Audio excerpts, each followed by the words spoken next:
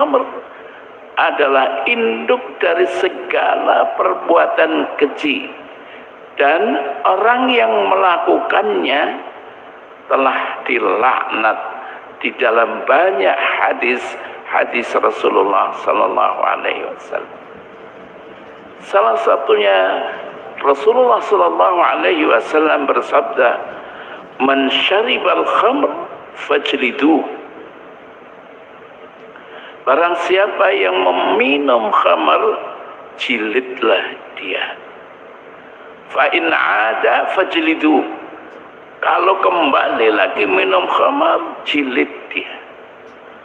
Wa in syaribaha fajliduh. Kalau dia meminum lagi, jilid dia. Fa in syaribaha ar-rabi'ah faqtuluh. Apabila yang keempat dia masih meminum khamar, faqtuluh, Rasulullah mengatakan, bunuh dia. Rawahu Tirmidzi wa Abu Dawud wa Ibnu Majah.